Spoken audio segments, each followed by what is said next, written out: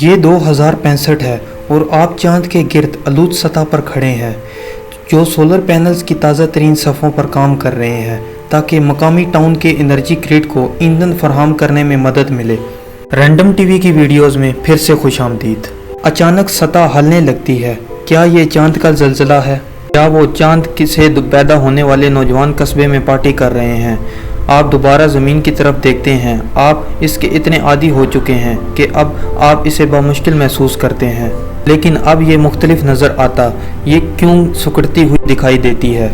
آپ گھبرانے لگتے ہیں۔ زمین دور ہو رہی ہے، زمین پھر سے گڑ گڑاتی ہے اور آپ یہ معلوم کرتے ہیں کہ کیا ہو رہا ہے۔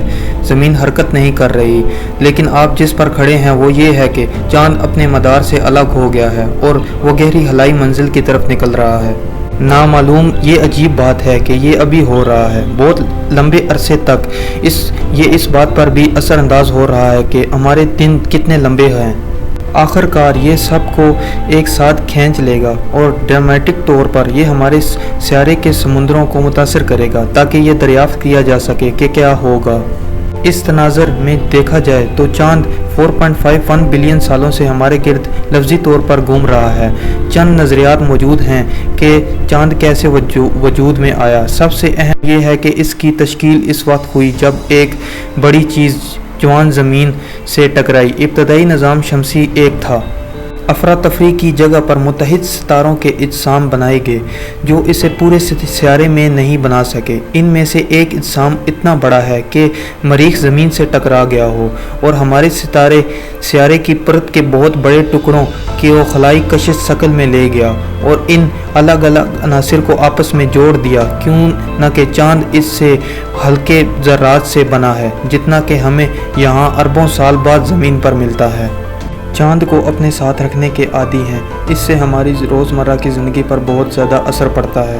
واضح طور پر سمندری حرکت ہے۔ کشش شکل یا سمندری ہمارے سیارے پر چاند جو قوت استعمال کرتا ہے وہ لہریں میں تبدیل پیدا کرتا ہے۔ اس قوت کی وجہ سے زمین کی سطح پر موجود تمام پانی جو چاند کے قریب ترین ہے ایک طرف بہت ہی مختصر وقت میں نکل جاتا ہے۔ اس کو لینیشن کہتے ہیں۔ اس کا مطلب ہے کہ ہمارے سیارے کے اوپر سے اندر کی طرف دھکیلتا ہے اور نیچے سے بھی جبکہ اطراف سے باہر دھکیلتا ہے۔ اسی وقت زمین کا اثر چاند پر بھی پڑتا ہے جسے ہم 1 منٹ میں داخل کر لیں گے، لیکن ایسا لگتا ہے کہ چاند ہو سکتا ہے ہماری کمپنی کو اتنا پسند نہ آئے جتنا ہم سوچتے ہیں کہ یہ آہستہ آہستہ ہم سے دور ہو رہا ہے، لیکن حقیقت میں یہ زمین کے سائز کا 1/4 یا 27% سے زیادہ ہے۔ ہمارے گرد چاند کے مدار کا قطر تقریباً 470-213 میل ہے، لیکن اس قطر میں ہر سال 1.5 انچ کا اضافہ ہو رہا ہے، جس کا یقیناً مطلب یہ ہے کہ ہم ہر سال 1.5 انچ کے فیکٹر سے دور ہو رہے ہیں۔ تاکہ یہ بتانے میں مدد ملے کہ ہمیں چاند سے اپنے تعلقات کا تجزیہ کیوں کرنا ہے۔ چاند تھوڑا سا سائز قریب سے دونوں آسمانی اجسام جوار کے ساتھ بند ہیں۔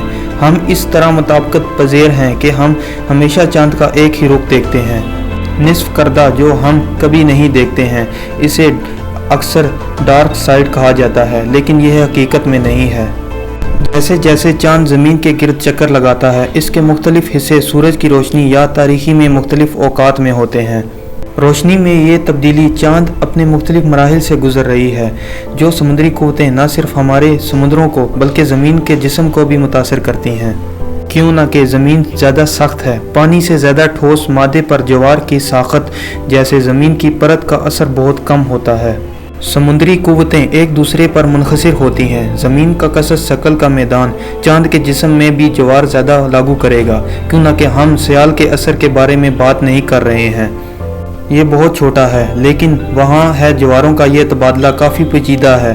دونوں جسموں کے اندرونی حصے ان لہروں سے گرم ہوتے ہیں، بلکہ اس طرح جیسے کسی بھی چیز پر لگائی جانے والی قوت رگڑ پیدا کر سکتی ہے، یا اس کی حرارت مثال کے طور پر سیارہ مشتری اور اس کے چاند کو لے لیتی ہے۔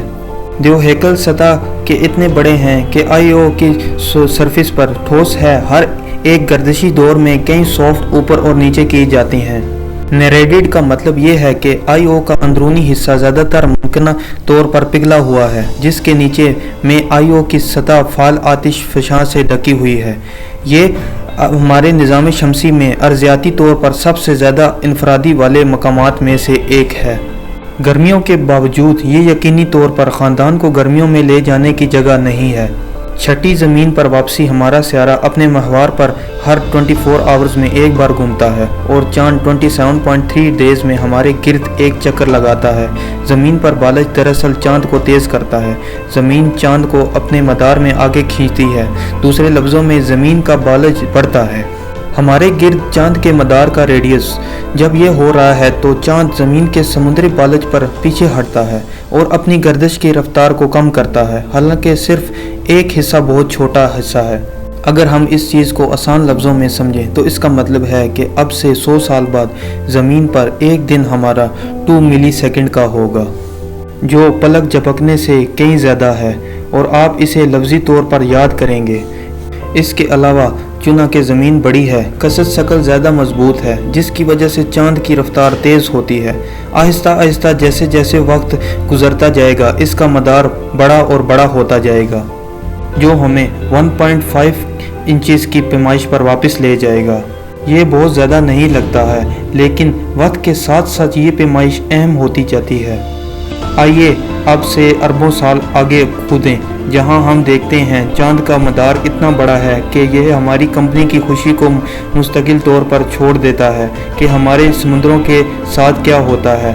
फिर आप पहले ही अंदाज़ा लगा चुके होंगे कि लहरें ख़त्म हो जाएंगी, जो किसी भी कश्ती के सफ़र के लिए बहुत पुरसुकून समुद्र बना देगी।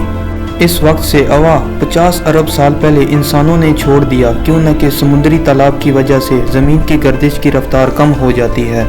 ये मुमकिन है कि ज़मीन इतनी सुस्त हो जाए कि वो मुस्तकिल तौर पर चांद का सामना कर सके और इसके नतीजे में चांद को हमसे दूर जाने से रोका जा सके। हमारे सियारे पर अगर हम एक आधा हिस्सा हमेशा अंधेरे में रहेगा, दूसरा रोशनी में, जो हमारे मौसमों और कुदरती ज़िंदगी को तबाह कर देगा। जबकि ये एक हॉलीवुड की फ़िल्म की तरह लगता है। डी जवार का नुकसान एक अहम वाक़या होगा, जिसके बारे में फ़िक्र करने के लिए और भी संगीन चीज़ें हैं कि इनके सामने इस वक्त के दूसरे हिस्से में 5 अरब सालों में हमारा सूरज मुमकिन तौर पर चांद और ज़मीन दोनों को खा जाएगा। हाँ, हमारे सूरज को कहकशां के साइज़ की ऐसी पार्टी जैसे हमारे निज़ाम शमसी ने कभी नहीं देखा होगा, और हर किसी को दावत दी गई है कि सूरज अपने कोर में मौजूद हाइड्रोजन को मुसलसल हीलियम में जला रहा है। अभी ये अपने लाइफ साइकिल के तकरीबन आधे रास्ते के इख्तिताम पर है कि इसके कोर में हाइड्रोजन ख़त्म हो जाएगी।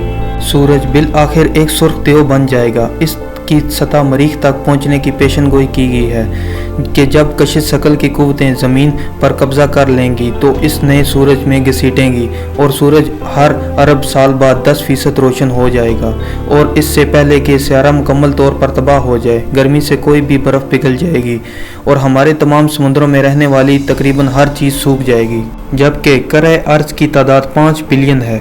एक साल का लाइफ साइकिल, फिर भी इस पर बसने वाली हर चीज़ के पास सिर्फ 1 अरब हो सकता है कि चांद ज़मीन से हट जाए, लेकिन सूरज दोनों का सफाया हो चुका होगा। जवार के रुकने से बहुत पहले आइए इस गर्म चीज़ से हटकर इस बहन भाई की तरह वापस चलें।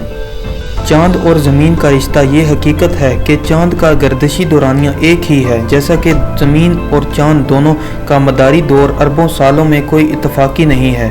दोनों के समुद्री जोड़े ने अहम आहंगी को जन्म दिया है, जैसे हम आज और अभी तक जानते हैं। ये अब भी इर्तिका पजीर हैं। ज़मीन अपनी गर्दिश की मुद्दत को कम कर रही है। आखिरकार ये चांद से मुमासिल हो जाएंगे और वो बिल्कुल दुरुस्त होंगे। और जैसा कि मैंने पहले बताया था कि ज़मीन पर हर दिन 2 मिली सेकंड के हिसाब से लंबे हो जाएंगे और हर सदी में इसका एक अहम असर पड़ेगा, कई हज़ार साल। ताहम ये सोचकर अच्छा लगता है कि ज़मीन और चांद दोनों एक दूसरे को बहुत से ताकतवर और फ़ायदेमंद तरीक़ों से मुतासर करते हैं।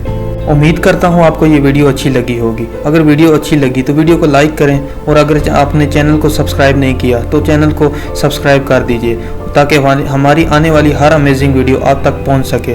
तब तक के लिए अल्लाह हाफिज़।